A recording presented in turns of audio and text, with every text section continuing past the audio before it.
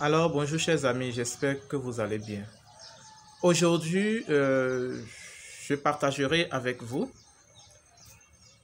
quelques idées de business, comment les développer pour toujours tendre vers l'indépendance financière. Ok? D'abord, nous allons commencer par des détails appropriés sur comment développer un business de programme de membres, basé sur un programme de membres ou d'abonnement. Pour être beaucoup plus précis,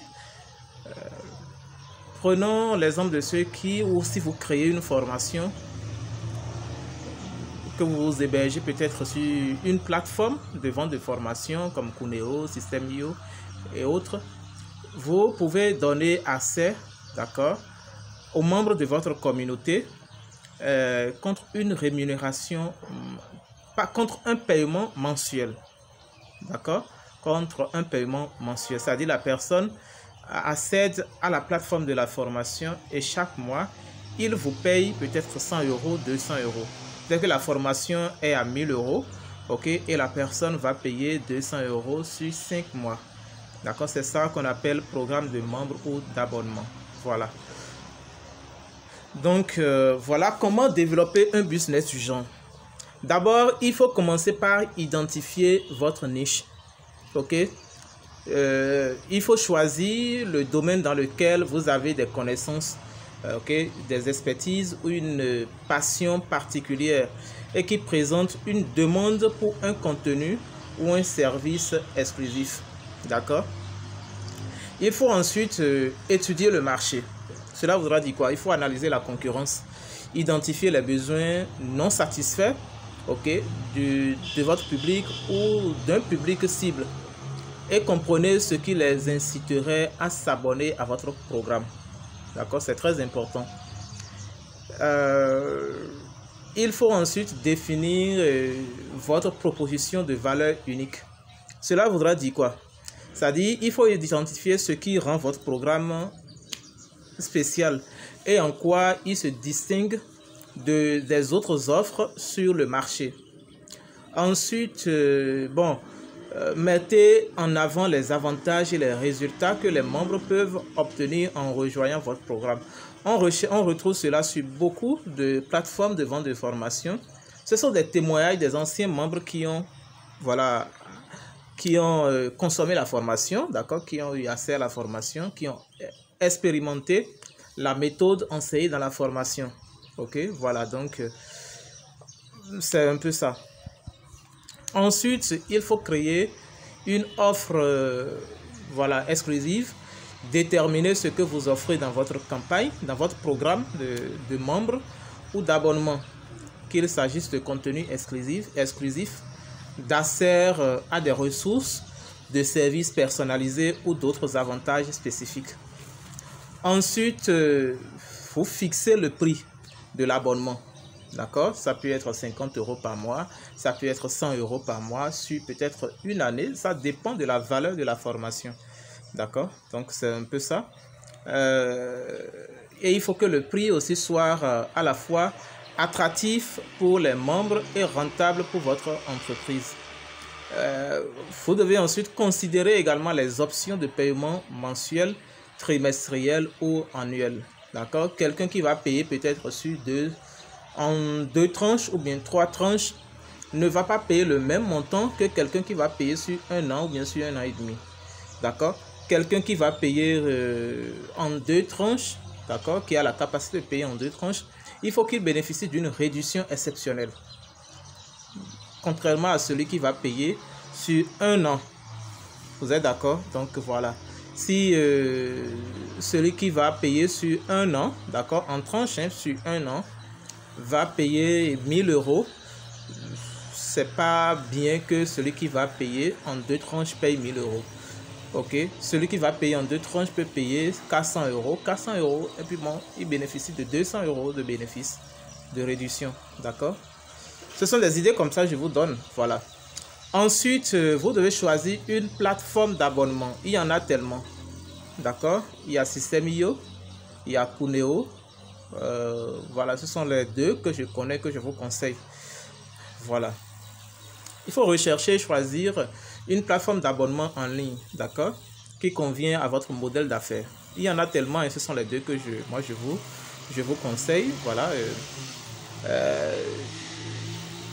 Ces plateformes offrent tellement d'opportunités, ok, telles que la gestion des membres, des paiements récurrents et la distribution de contenu. D'accord? Voilà. Ensuite, vous devez penser à créer votre site web ou votre espace membre. Mettez en place un site web ou un espace membre où les membres pourront accéder à votre contenu exclusif, interagir avec d'autres membres et gérer leur abonnement. D'accord? C'est-à-dire, vous pouvez créer en bas de votre site web un forum de discussion. Ok? Cela aide aussi au référencement. D'accord, du site. Ça motive en fait, ça pousse l'algorithme de Google, les robots de Google à propulser votre site dans les moteurs de recherche. Il faut ensuite planifier un calendrier aussi de contenu. Ok, un calendrier régulier, de publication régulière pour maintenir l'engagement des membres et assurer un flux constant de nouveaux membres. D'accord, il ne faut pas publier quelque chose aujourd'hui et peut-être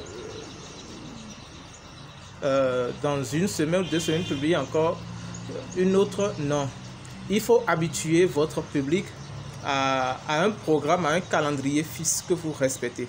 Cela montrera que vous êtes aussi sérieux avec vous-même. D'accord, donc faut vous prendre au sérieux avant que les autres vous prennent au sérieux dans votre modèle d'affaires. Ensuite, vous devez créer une stratégie de marketing. Développer une stratégie pour promouvoir votre programme de membres. Cela peut inclure la création de contenu gratuit pour attirer l'attention, l'utilisation des réseaux sociaux, le marketing par email, la publicité payante, les partenariats ou le référencement. Il y a tellement, d'accord, de stratégies de marketing. Vous devez ensuite créer un essai gratuit, d'accord, ou une garantie de satisfaction. Ça, je pense que toutes les plateformes en ont, d'accord. Vous pouvez offrir peut-être 7 jours d'essai gratuit ou 1 mois d'essai gratuit afin que la personne prenne connaissance, d'accord, et expérimente votre service sur une durée d'1 mois ou bien de 7 jours. Et après les 7 jours, bien les 1 mois, à vous de voir, hein, les 7 jours, bien les 1 mois, bon, il doit payer, soit, voilà, le service lui sera coupé, quoi, en fait. Soit il reste sur la version gratuite pour toujours. Ok, il y a aussi beaucoup de plateformes qui offrent cette possibilité-là. Voilà. Vous devez créer des pages de vente convaincantes. D'accord?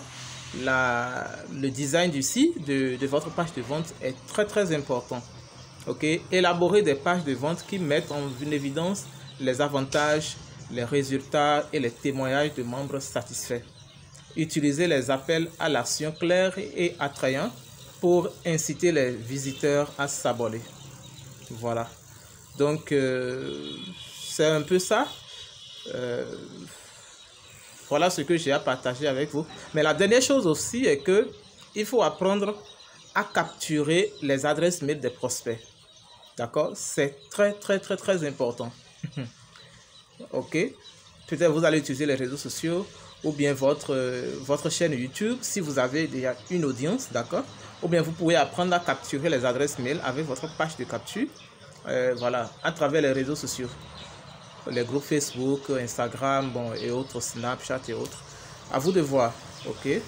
Mais je pense que Facebook serait idéal.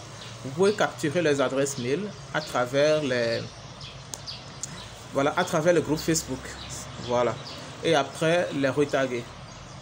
Donc voilà un peu ce que j'ai à partager avec vous.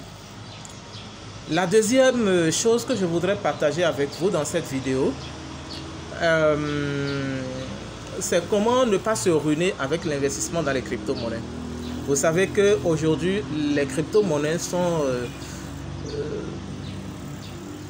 indispensables si vous êtes dans le marketing digital. D'accord? Cela facilite les transactions internationales et sans trace. Sans trace, vous pouvez envoyer le montant que vous voulez à quelqu'un qui se trouve de l'autre bout du monde, le montant, ok, ça peut être 10 millions, 10 milliards, 100 milliards, voilà. Ça dépend en fait. Le montant que vous voulez, que vous pouvez l'envoyer à qui vous voulez, quand vous voulez, comme vous voulez. Vous êtes d'accord avec moi? Voilà, sans qu'on ne réussisse à trouver réellement celui qui est à la base de la transaction, bien ceux qui sont à la base de la transaction. D'accord? Maintenant, quels sont les risques qui sont liés à l'investissement dans les crypto-monnaies? Vous savez que toutes les crypto-monnaies, d'accord, la plupart, je dis pas, bon, pas toutes, la plupart sont cotées en bourse, d'accord, et subissent du moins les aléas du marché. Les aléas du marché subissent la fluctuation. Voilà quoi. Ce sont pas les crypto-monnaies ne sont jamais stables, d'accord. Elles ont peut-être une valeur aujourd'hui, ou bien bon, et puis 10 minutes, 5 minutes après, la valeur change. Ouais. Et comme ça, vous pouvez spéculer là-dessus. Ok, vous pouvez spéculer sur ces crypto-monnaies qui sont volatiles en fait. C'est ce qu'on appelle le trading. Et pour le faire, il faut vraiment maîtriser le marché et comprendre le type de crypto-monnaie dans laquelle vous voulez investir. Ok, comment est-ce qu'elle fonctionne? Voilà, quel est le projet qui est derrière, et puis étudier vraiment comment ça se passe réellement, d'accord. C'est vrai que vous ne pourrez jamais prédire à 100% la valeur que cette crypto-monnaie va prendre dans 10 minutes, 15 minutes, 20 minutes, demain ou bien après-demain, ou bien dans un mois, dans un an. Vous ne pourrez jamais prédire cela, ok. Mais ça vous permet d'étudier le mode de fonctionnement, d'accord, et utiliser aussi les graphiques pour comprendre vraiment voilà, la direction que le marché va lui imposer dans telle minute, dans tel nombre de minutes, demain ou après-demain. Vous êtes d'accord? Donc, la première des choses par laquelle il faut commencer, si vous voulez investir dans une crypto-monnaie, c'est de comprendre les risques et les meilleures pratiques lors de l'investissement. D'accord? Cela est très essentiel. Il faut faire des recherches approfondies sur les crypto-monnaies. Comprenez les principes fondamentaux des crypto-monnaies, leur technologie, leur fonctionnement, d'accord, et leur potentiel de croissance à long terme. Il faut ensuite vous éduquer, vous former sur les différents types de crypto-monnaies. Familiarisez-vous avec les principales crypto-monnaies telles que le Bitcoin, qui est la mère des crypto-monnaies, l'Ether, ok, qui vient après, le Ripple, Litecoin, etc. D'accord, ainsi qu'avec d'autres projets émetteurs et prometteurs. Il y a toujours un projet derrière chaque crypto-monnaie. D'accord, il faut, si vous voulez investir dans une crypto-monnaie, il faut chercher coûte que coûte à connaître, à prendre connaissance du projet qui est derrière cette crypto-monnaie-là. D'accord. Après, établissez un plan d'investissement clair. Déterminez vos objectifs d'investissement. D'accord. Votre horizon temporel et la quantité de risques que vous êtes prêt à prendre. Cela voudra dire quoi? Il faut déterminer, d'accord, c'est-à-dire la somme d'argent que vous êtes prêt à perdre, d'accord, parce que c'est un risque après tout.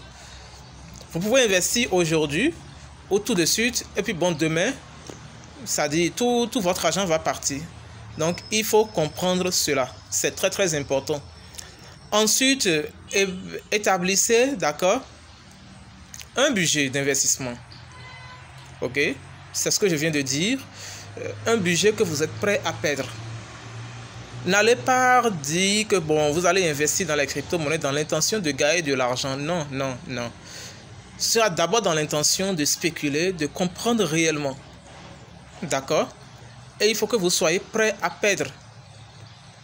Parce que si vous n'êtes pas prêt à perdre, c'est qu'il vous sera difficile pour vous de consommer la perte. Si elle arrivait. Vous êtes d'accord avec moi?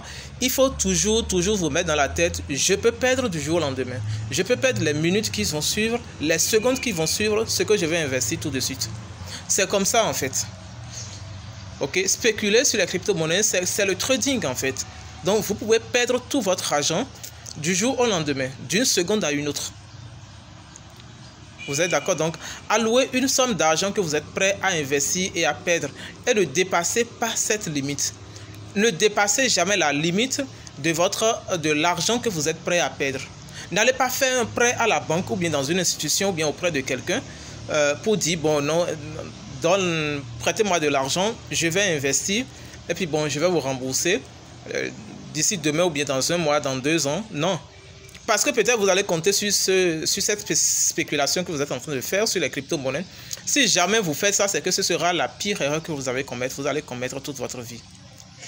Oui, parce qu'on a vu des gens qui sont allés faire des prêts pour investir dans les crypto-monnaies, qui sont allés faire des prêts pour investir dans le trading en fait. Et après, ils ne sont pas prêts au fait à consommer la pète. Vous êtes d'accord avec moi? Donc, franchement, n'allez jamais commettre cette bêtise-là. Ensuite, diversifiez votre portefeuille de crypto-monnaies. C'est très important aussi. Ok? N'allez pas dire, bon non, parce que le Shiba marche maintenant, il faut aller prendre de l'argent investi uniquement dans le Shiba. Non. Il faut diversifier votre portefeuille. Investissez dans plusieurs, si vous avez peut-être 2 000 euros, 3 000 euros, 5 000 euros à investir dans les crypto-monnaies, il faut que d'abord vous vous mettiez dans la tête, je suis prêt à perdre ces 5 000 euros là. Donc même si je les perdais, ça ne me dira rien en fait. Je n'irai pas me suicider pour ça, je n'irai pas porter plainte contre quelqu'un à cause de ça. Ok? Dites-vous, ça fait partie du game en fait. Je suis prêt à perdre cet argent et ça ne me dit pratiquement rien en fait. Maintenant, dites-vous, je ne vais pas prendre ces 5 000 euros, investir dans une seule crypto-monnaie. Diversifiez votre portefeuille. Vous êtes d'accord avec moi? C'est très important en fait. N'allez pas prendre 5 000 euros, investir uniquement dans le Shiba. Non.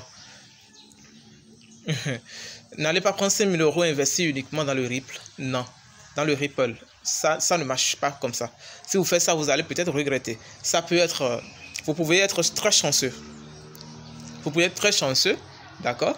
Mais dans le même temps, ça peut être très fatal pour vous. Donc, il faut... ne misez pas tout votre argent sur une seule crypto-monnaie. Diversifiez vos investissements pour réduire le risque. D'accord? Voilà. Il faut choisir ensuite une plateforme d'échange fiable. Moi, je vous conseille peut-être Binance, d'accord, qui est une plateforme d'échange, qui est un échangeur très sérieux, d'accord, voilà. Je vous conseille également Coinbase, mais vous n'allez pas trouver toutes les crypto-monnaies sur la plateforme de Coinbase, d'accord. Peut-être je mettrai, si vous voulez vous inscrire sur ces différentes plateformes, je mettrai les liens dans la description de la vidéo. Ça vous permettra d'ouvrir des comptes sur chacune de ces plateformes-là. Voilà. Sélectionnez une plateforme réputée pour acheter et vendre des crypto-monnaies. Recherchez des plateformes sécurisées et réglementées. C'est très important. D'accord? Protégez votre portefeuille numérique. Je vais faire une autre vidéo sur comment protéger réellement son portefeuille de crypto-monnaies. Il faut utiliser des portefeuilles numériques sécurisés pour stocker vos crypto-monnaies. Aujourd'hui, il y a des portefeuilles, des clés légères que vous pouvez avoir, d'accord, qui ne sont connectés à aucun réseau internet, d'accord, et sur lesquels vous pouvez stocker votre crypto-monnaie. Peut-être c'est comme des clés USB qui ne sont pas du tout connectées. Peut-être je vais faire une autre vidéo là-dessus et qui ne sont reliés à aucun réseau internet. Vous êtes d'accord? Et qui sont des clés qui sont protégées par un mot de passe que seul vous êtes détenant, seul vous êtes le détenteur. Donc, il faut utiliser des mesures de sécurité telles que l'authentification à 2 facteurs et des mots de passe très forts. Méfiez-vous des escroqueries et des arnaques. D'accord? Soyez vigilants face aux offres d'investissement trop belles pour être vraies. Évitez les projets douteux et les schémas de Ponzi. Ça, je pense que vous en savez quelque chose. Les plateformes qui vous demandent d'investir, d'accord, votre argent, et ils iront faire du trading et vous payez peut-être Voilà, 20%, 30%, 60% chaque mois. Fuyez, en fait, les gars.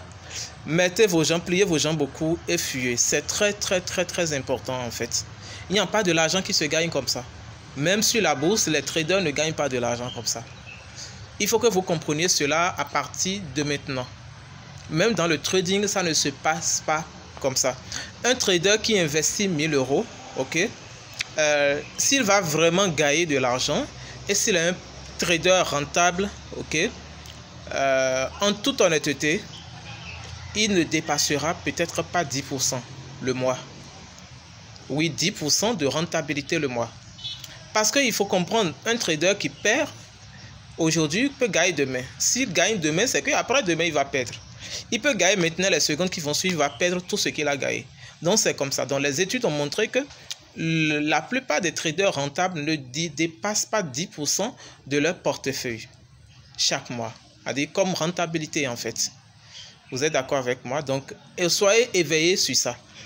Donc, si déjà, quelqu'un qui gagne 10%, si j'ai investi 1000 euros, c'est que, bon, si je suis un trader rentable, c'est qu'à la fin du mois, je vais m'attendre peut-être à 100 euros de bénéfices. OK? Mais si je promets 60%, 40% de rentabilité à quelqu'un, si c'est quelqu'un qui a investi ces 1000 euros, donc ce qui veut dire que je lui ai promis, à la fin de chaque mois, je dois lui payer peut-être 60%. Ou bien 40% de ce qu'il a investi. S'il a investi 1000 euros, c'est qu'à la fin du mois, je vais lui payer 400 euros, d'accord? Ou bien 60 euros, ou bien 600 euros. Pendant que moi, je gagne 100 euros sur ces 1000 euros qu'il a investi. Je vais trouver le reste de l'argent pour le payer comment? Donc, il faut que nous fassions travailler un peu notre cerveau pour comprendre comment fonctionnent ces schémas de Ponzi. D'accord? Et c'est très simple en fait. Ils prennent l'argent d'autrui pour payer les anciens en fait. Les nouveaux, ils prennent l'argent des nouveaux venus pour payer les anciens. Donc il faut comprendre ça. Alors ensuite, vous devez suivre l'actualité du marché des crypto-monnaies. Ok? Restez informés des nouvelles et des événements qui peuvent influencer les prix des crypto-monnaies. N'allez pas investir et puis bon, fermez votre compte, faites votre portefeuille et dites bon, ça n'a qu'à rester là. Après 1 an, 2 ans, je viendrai voir combien ça a subi comme rentabilité, combien j'ai gagné comme rentabilité. Non, ça ne se passe pas comme ça. Restez à l'affût des informations. Si vous êtes informé que, attention, le marché est en train de mal tourner sur une crypto-monnaie donnée dans laquelle vous avez investi, vous serez quand même vigilant et vous aurez la spontanéité, la vigilance d'aller retirer votre capital. D'accord? Donc, c'est un peu ça. Ensuite, il faut apprendre à étudier aussi les graphiques et les tendances des prix. D'accord? Investir dans les crypto-monnaies, c'est du 100% trading. Donc, comprenez que ça fonctionne exactement comme le trading. Donc, analysez les graphiques et les indicateurs techniques pour prendre des décisions d'investissement éclairées. Ok? N'allez pas suivre la masse. N'allez pas prendre votre argent à la banque et dire je vais investir dans telle crypto-monnaie parce que c'est le moment, tout le monde investit dans ça. C'est naïf et c'est bête, mes gars. Voilà. Ensuite, ne pas investir plus que ce que vous pouvez vous permettre de perdre. Je l'ai déjà dit en fait. Ok? Établissez des objectifs de profit et de perte pour ne pas être surpris après. Fixez des seuils de profit et de perte à partir desquels vous prendrez des décisions pour acheter ou vendre vos crypto-monnaies. Évitez de suivre les conseils d'investissement impulsifs. C'est ce que je viens de dire en fait. Il ne faut pas dire, bon, tout le monde investit sur telle crypto-monnaie. Moi aussi, bon, je vais prendre mon argent et investir dans cela. Non, ça ne marche pas comme ça. Prenez des décisions éclairées à partir de vos propres analyses intellectuelles, scientifiques et prouvées et convaincantes en fait. Voilà. Soyez patient et discipliné. C'est très important. L'investissement dans les crypto-monnaies peut être volatile. C'est de la bourse en fait. Donc ne réagissez pas de manière excessive aux fluctuations du marché et évitez les décisions impulsives. Voilà ce que j'ai à partager avec vous. Si vous avez aimé la vidéo, likez-la. Si vous ne vous êtes pas encore abonné, abonnez-vous. Ça me donne de la joie au cœur et ça me motive à continuer. Merci et à très bientôt.